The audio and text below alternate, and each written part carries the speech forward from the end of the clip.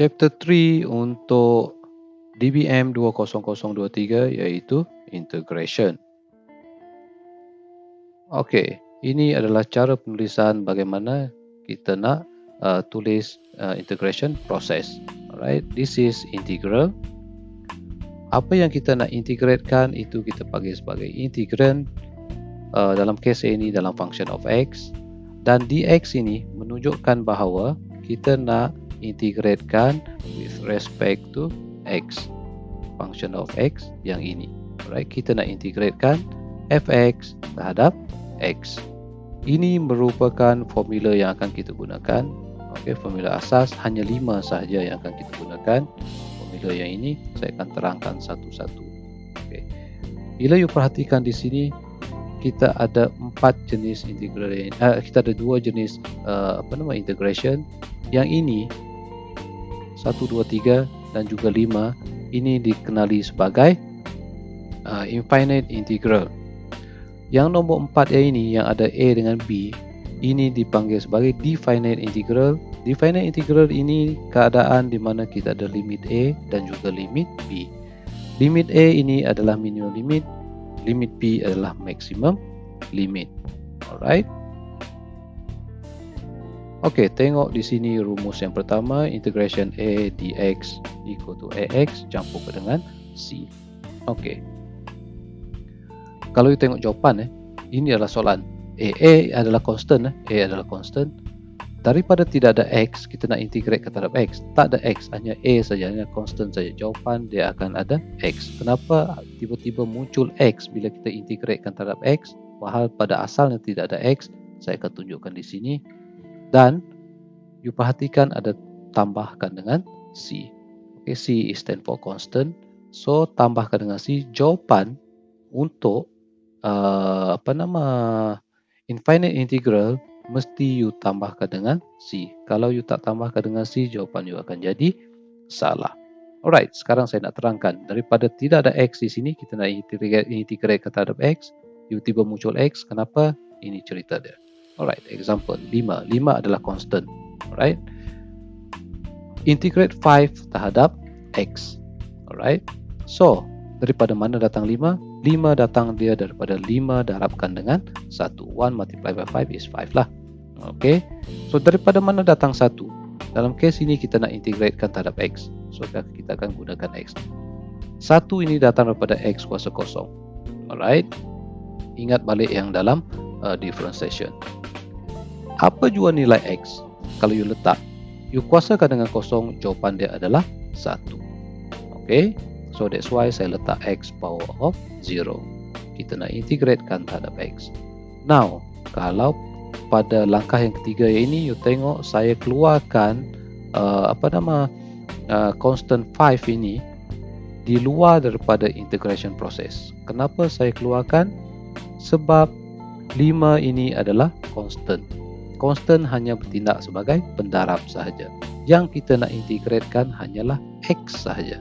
So, saya tinggalkan x kuasa kosong di sini. Alright, saya nak integratekan hanya x sahaja. Constant 5 saya keluarkan sebab saya tahu nanti dia hanya bertindak sebagai pendarab pada akhirnya nanti. Alright. So, kita integratekan x power of 0. Okay. So, apa yang berlaku di sini? You see, x power of 0 campur 1, kosong campur 1. Yang ini datang dia daripada rumus yang kedua. Nanti saya terangkan. Alright. Apa yang saya nak stresskan di sini, setiap selepas kali kita integrate, kita kena letakkan campur c. Jangan hanya pada jawapan akhir saja kita campur dengan c. Setiap selepas kita selesai integrate, yang mana ini adalah jawapan dia, alright, you kena campurkan dengan c. Kalau tidak, jawapan bahagian yang ini akan jadi salah. Dan campur c ini kena sampai ke hujung. Okey, ke jawapan yang terakhir.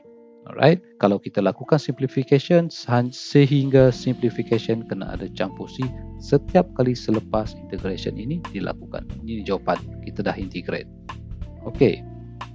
Itu adalah yang pertama.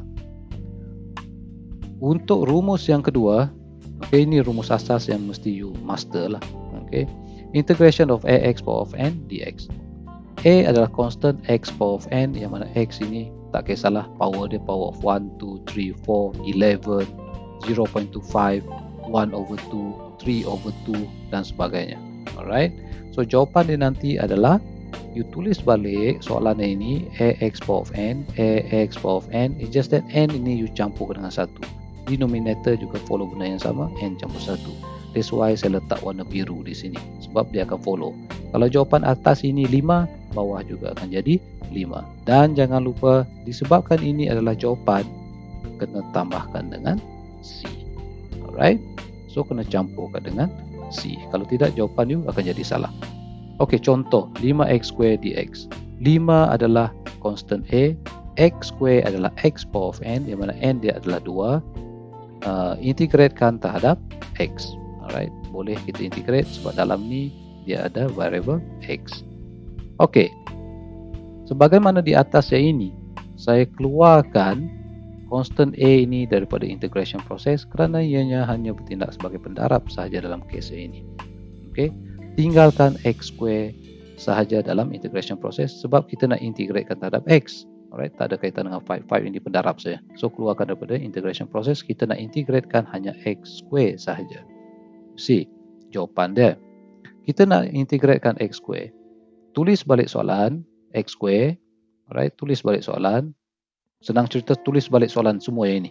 5x square, 5x square. It's just that power dia, okay, campurkan dengan 1. 2 campur 1. Jawapan di sini adalah 3. Kan? Okay, denominator juga you letak 3. Jawapan dia sepatutnya sama di sini. Okay, jangan lupa selepas integration process kena tambahkan dengan C. This one juga benda yang sama. Alright. Untuk formula yang ketiga, yang ini actually kalau saya terangkan selepas ini nanti dalam contoh-contoh selepas ini nanti saya akan terangkan dan hanya menggunakan substitution technique. Just that dalam case this one sekarang, siapa yang mahir, yang pernah ambil admat, you boleh gunakan yang ini. Alright, rumusnya ini. Bagaimana guna rumusnya ini? Alright, selain daripada rumusnya ini, substitution lah. That one is dalam contoh, nanti saya akan bagi. Bagaimana cara nak gunakan rumusnya ini? Kalau you tengok, kita ada bracket. Kita ada satu soalan yang mana kita ada satu equation di dalam bracket ini. Dia ada power of n, yang mana kita nak integratekan terhadap x. Mesti ada variable x dekat dalam bracket. So penyelesaian dia adalah, ya ini mungkin nampak serabut sikit. Nanti kita tengok dekat sini. Tulis semula soalan. Soalan dia ax campur b power of n. Tulis semula dekat sini. It's just that n dia campurkan dengan 1. N campur 1 bawa ke bawah sebagai denominator. Dan differentiatekan ax campur b. That means differentiatekan yang ada duduk dalam bracket ini sahaja. Alright, tidak termasuk n hanya ax campur b saja differentiate. You see, ini adalah integration. Dalam integration ini akan wujud differentiation. Kalau dalam chapter differentiation, dalam differentiation ada differentiation. Dalam chapter integration, dalam integration ada differentiation.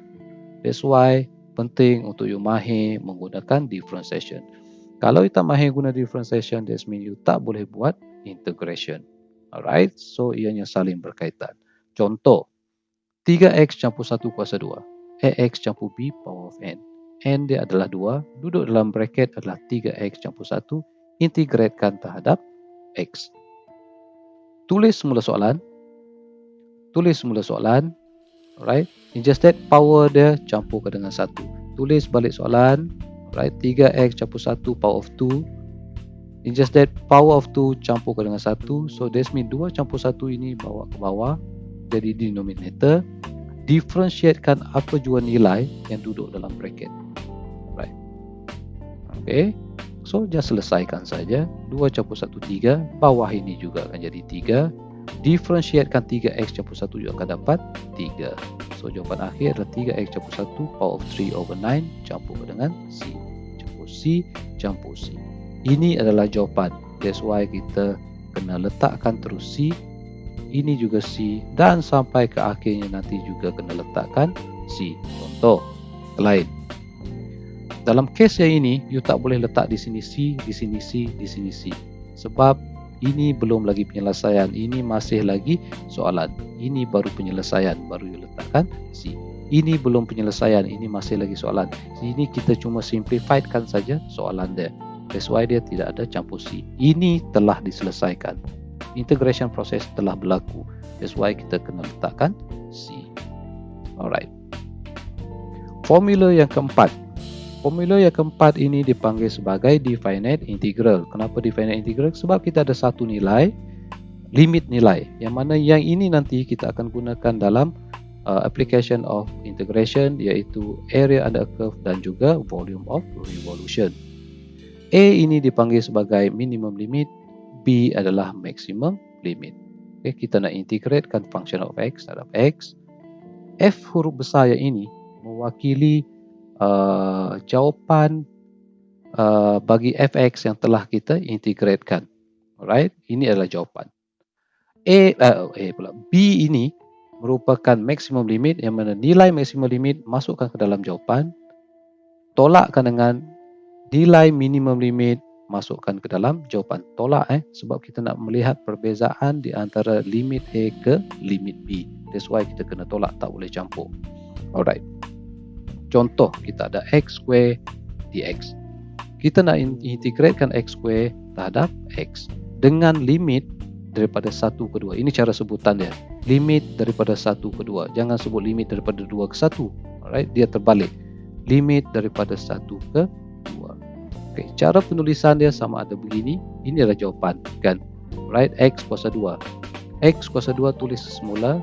Power dia 2 ni campurkan dengan n ni campurkan dengan 1. Sama seperti case yang ini. Kita gunakan rumus yang ini. N campur 1. Okay. So, x power of 3 over 3. Bawah juga follow benda yang sama. Yang warna biru ini. Cara penulisan dia untuk definite integral, you boleh letakkan satu garis dan you kena letakkan limit 2 ke 1. Ikut ini. Limit 2 ke 1. Okay. Sometimes orang tulis sebagai bracket segi 4 ini di sini ada satu lagi bracket penuh. Ini bracket separuh. Alright, pun boleh, tak ada masalah mana-mana. Alright, janji you jangan buat yang bracket yang melengkung lewat. Jangan guna bracket yang ini. So saya prefer guna satu garis saja dekat sini, limit 1 ke 2. Yang ini mesti tulis, kalau tak tulis itu akan jadi salah. Dan you perhatikan, this is jawapan tidak ada campurkan dengan C. Kenapa? Kerana ini adalah definite integral. Nilai yang boleh kita kira.